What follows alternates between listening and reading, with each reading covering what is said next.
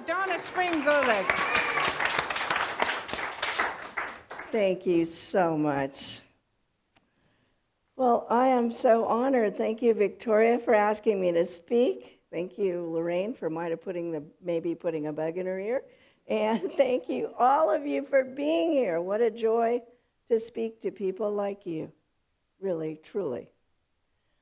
I asked Victoria what was the theme of the month so that I could fit the talk in with it. And she said, abundant living. I love it. I love it. So I want to talk about the colors of abundant living briefly. And excuse me for fiddling with the microphone. Try putting this thing with a hearing aid and glasses. So these aren't the colors the way they're named for the chakras or various versions of esoteric philosophy, which I'm all for that too, but I made these up. So I see in abundant living red as a color of enthusiasm, will, desire. And if you think about it, enthusiasm, the word comes from entheosism, in Godism. Yeah, isn't that cool? Desire from, quote, the Father. Okay, we'll make it the Father, Mother. From the divine, in other words. It's joy. It's the yang or yang energy that gets things to happen. Orange, I see as our thoughts, which has a lot of power. Think about how bright orange is. Think about the sun. Think about the sun as it's rising or setting, that brilliant, brilliant orange. So the power of our thoughts is really important in our abundant living, which we all know, which we all do our best to embody. But every day I need to remind myself so that whatever is going on has gratitude and a positive slant to it. A few weeks ago, we went on a plane, plus we were in a crowd in Green Bay, Wisconsin, and we're like, yeah, we've had our vaccination, but only 2 weeks before. And, we're okay because it's all right. Let's not wear the masks all the time. We didn't. COVID was interesting. When I hug anyone who wants a hug, I'll have one on. I learned. But in the midst of that, the thoughts, it's fascinating to watch your own thoughts, isn't it? And to all of you that are watching this by video, you're just as much involved with us as if you were sitting here. And we all, with our thoughts, can find something to affirm or be grateful for or not. Like during COVID, thank goodness, I've been collecting all these different herbs that work for it, and they're working. Or thank you that we're not anywhere near as sick as hospitalization. Thank you that our immune systems were good, and so on. So there was always something. And the other part of thoughts is, are we self-affirming or self-critical? We all, I think, I certainly did, grew up kind of being taught to be self-critical. I don't think it was necessarily the intention of all the elders, but it was still, well, could you fix that? And how about that? And that A- isn't good enough, bring it up to an A, or whatever it is. So in our own thoughts, are we self-affirming? And if we're not, we can work on that. We can make that better and be happier, which is abundant living. With yellow, I put enlightened guidance or intuition. Listening to those hunches. Listening to those, oh, maybe I should call so-and-so today. There might be a reason. Asking someone an additional question when they're talking to you that brings forth a reason to hold them or someone else in prayer. I had that happen this morning. Greeting Gaines, someone else to hold in prayer we both know. So listening. It comes from within, comes from things we read, it comes from each other, and it comes just there. A wonderful practice is in the morning just to say, with a journal in hand or at a computer, doesn't matter, what is mine to do today? What do I need and just write down the 2 or 3 sentences or a single word. If nothing comes, then maybe it's spaciousness or silence is ours to do today. Green, to me, today, this is nature's gifts. Getting out, and now it's green, gold, yellow, red, everything, and it's so beautiful. But nature also gives us analogies for life all the time. Beautiful analogies. To surrender and let go, fall, etc. And it gives us support. If you're having a hard day, go lean against a tree. Or hug it. Or just feel its essence. The oak, slow moving. The pine, fast, vital. Whatever you need, it's there. Blue, times of grief or sorrow, losing a beloved, losing someone that, a friend, losing a part of your life, losing certain things you can't still do that you used to be able to. Whatever it is, we do have grief.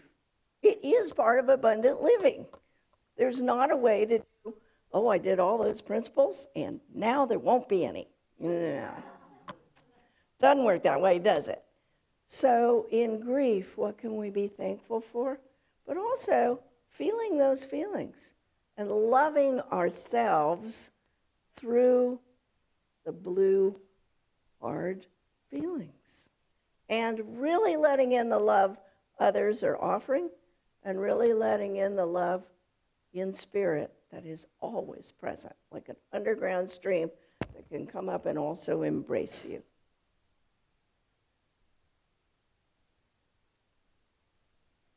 We were at Huntington Beach State Park in South Carolina for the last couple of weeks, and Hurricane Ian was a broad hit right there.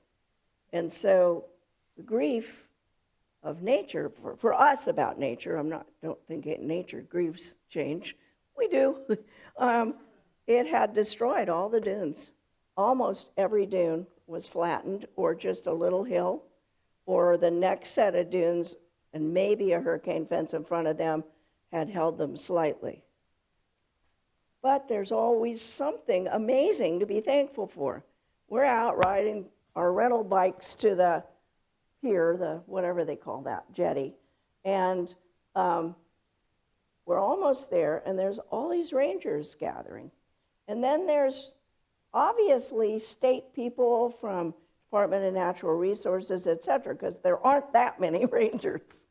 So having been hosts there at one point, campground hosts, we felt like we could go up and talk to them and ask them, what are you doing?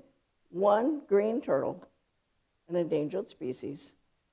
Several people had reported, just people walking the beach, had reported was trapped where the inlet water had flooded and come in and then receded. They had come from all over the state to look for one green turtle. And when they didn't find it, they were coming back the next day. And when they still didn't find it, they were coming back 2 days later from all over the state.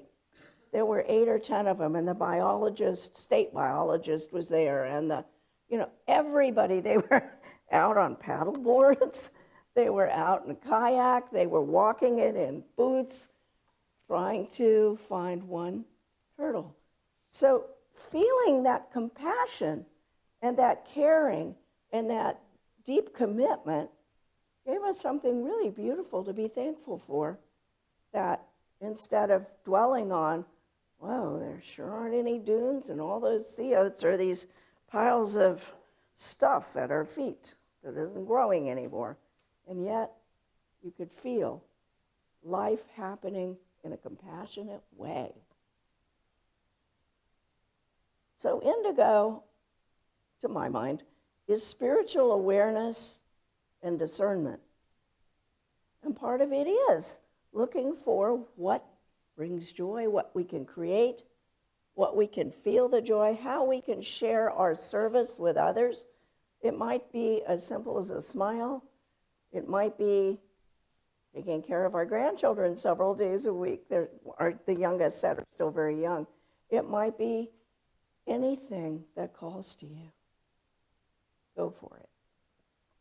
But also discernment. You know, I listen to Victoria, and I don't have anything I have to weed out. There's other times you read something, you listen to something, you need to use discernment. We retranslate it and then be open to something even greater, even bigger.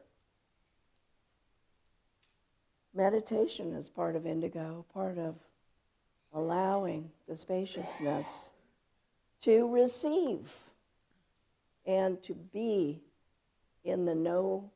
It's not that our minds stop. They don't. It's we put them in the back of the bus. We put them in the back seat of the car and expand into the oneness that connects everything and all of us. And then violet, spiritual oneness and peace.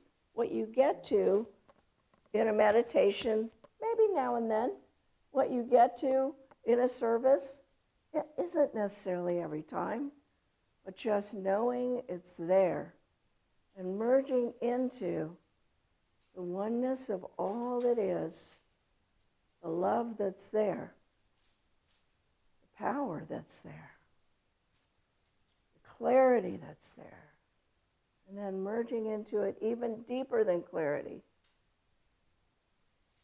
to the blessedness of you as spirit, as God, God as you, God in all that is, spirit, all, oneness.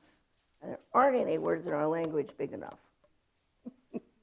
But it's peace, love, and then coming out of it with thankfulness. So ask yourself now, and if you want to, you could say out a sentence or a couple words. I will not comment on everybody's comment, because I'm very verbal and you'd be here all day.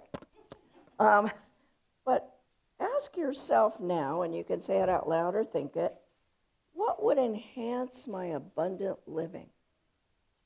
What would enhance my living to the fullest extent of what's right for me right now?